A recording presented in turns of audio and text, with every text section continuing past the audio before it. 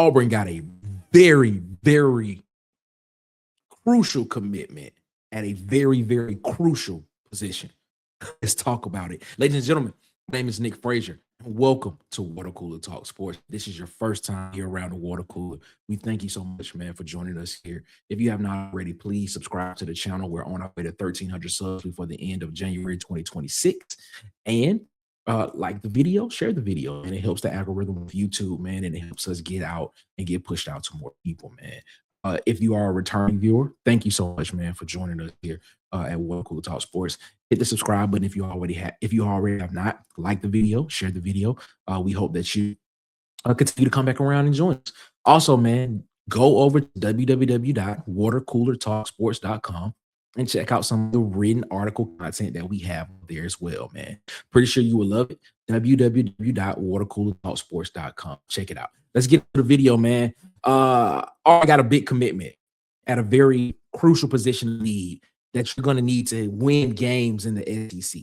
Cody Sigler, 6'3", 297-pound defensive tackle. 6'3", 295, 3-tech defensive tackle.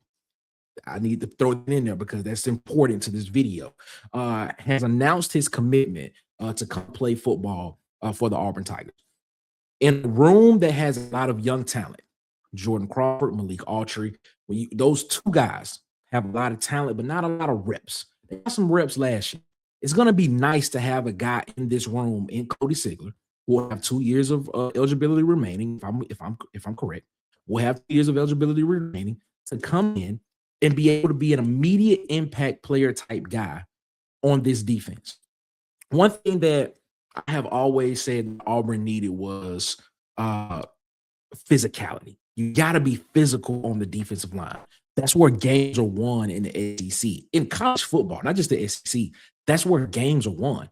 Games are won on the line of scrimmage. And as I stated numerous times on this channel, I've stated all the way around that the line of scrimmage is the most important part of football. And we will talk about it all day, every day here at Water Cooler Talk Sports if we can. If we can, we will. But getting Cody Sigler in that room, having that physical presence there, a 3-tech. You lost Malik Blockton in the transfer portal, and now you're able to bring in a guy that can kind of replace some of what Malik Blockton did. It may be a little bit better at some points at some areas. Not saying he's all the way. I'm not saying he's head and shoulders above, but he may be a little bit better at certain areas of the game that we could literally come in here and be like, he could be serviceable. And sometimes he could be above average type 3-tech defensive lineman that can come in and help Auburn get pressure on the quarterback.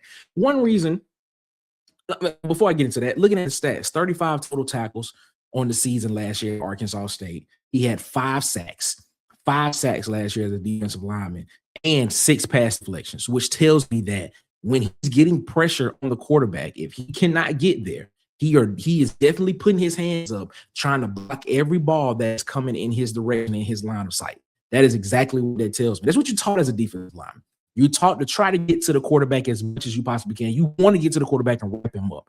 But if you can't get there, the first thing you got to do as soon as you see that motion, when the quarterback is starting to throw his motion to throw the football, you put your hands up. You try to bat down. You trying to deflect every ball that's coming your way. Number one reason why I'm excited, I stated it before, physical. When you watch his tape, you watch some of what he does on the field in his highlights. Physical guy. He doesn't mind. He'll bull rush. He'll use a little bit of finesse when need to. He has decent amount of speed to get past some offensive linemen. He has a little bit of moves there that he can use to get to the backfield and make some plays behind the line of scrimmage. And most of the time when you see him on tape, when it happens, guess what? When he wraps someone up, guess what? They're not getting out of his claws, not getting out of his grips.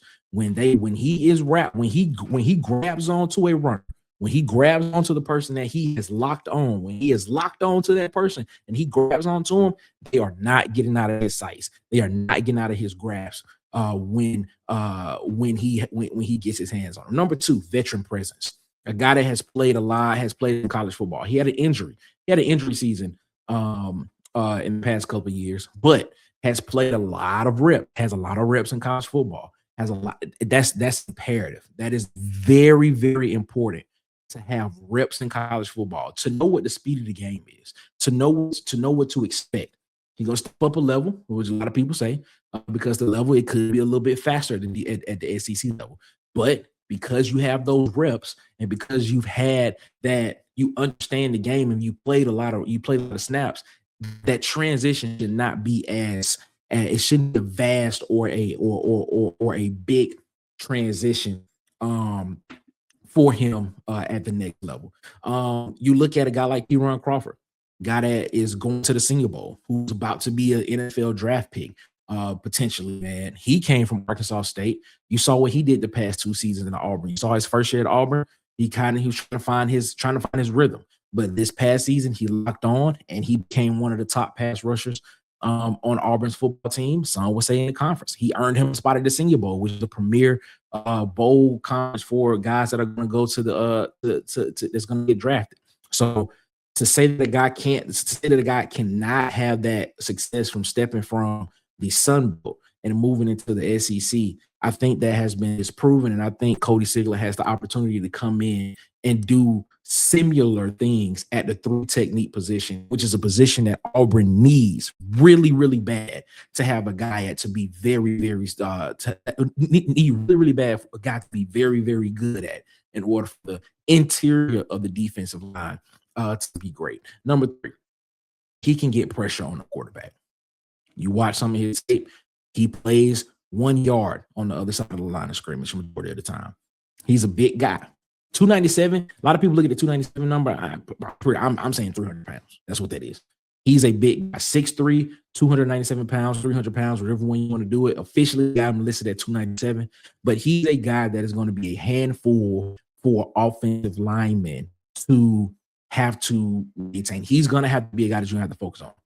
At the 3 tech position, especially in his defense and what DJ Durkin wants to do. If we can have a guy at the 3 tech, which is basically the outside shoulder of the offensive guard, if we can have a guy that can dominate that particular part of the field and be able to 2 gap sometimes and be able to get pressure up the middle in the quarterback's face. If we get pressure on the outside, if we have guys that are getting pressure on the outside, and you always hear me say this, guys that's on the edge rushing the deepest shoulder of the quarterback when they're in the pocket. If you have guys that are doing that, and you're making them, you're making the quarterback step up in the pocket to where his help is.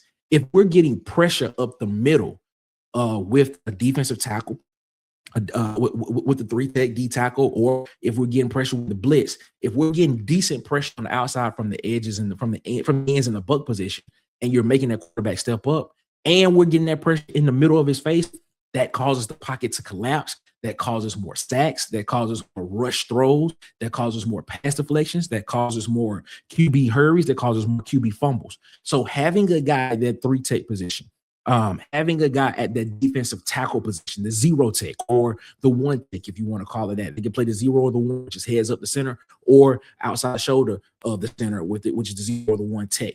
Having a guy that has that ability to play that, and what Sigler will play at the 3 tech position, which is the outside shoulder of the guard, having those 2 guys on the inside, getting pressure up the middle in the quarterback's face, is going to be very imperative for the defense and very imperative for the defense to create turnovers. So in watching his tape, he does that.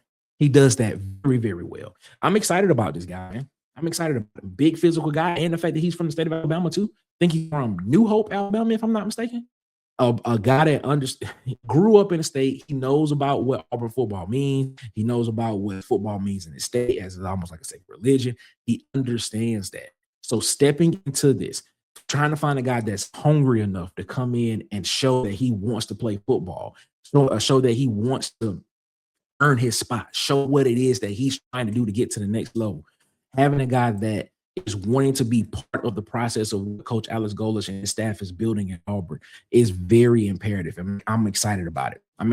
Can't wait for him to get on campus. Can't wait to see him in an Auburn uniform. Can't wait to see him make plays as an Auburn Tiger. Ladies and gentlemen, thank you so much, man. Follow us at CoolsPod23 on Twitter or X, whichever one you want to call it. Follow us on Instagram and TikTok at The Water Cool Talk. Subscribe to the YouTube channel right now if you have not. Hit that subscribe button. Hit the like button. share this video, and of course, head on over to watercoolertalksports.com and check out some of the written work that we have going on over there as well. We appreciate y'all so much, man. Thank y'all so much for continuing to rock with us here around the water cooler. We'll see you on the next one. You all have a good one. Y'all be easy.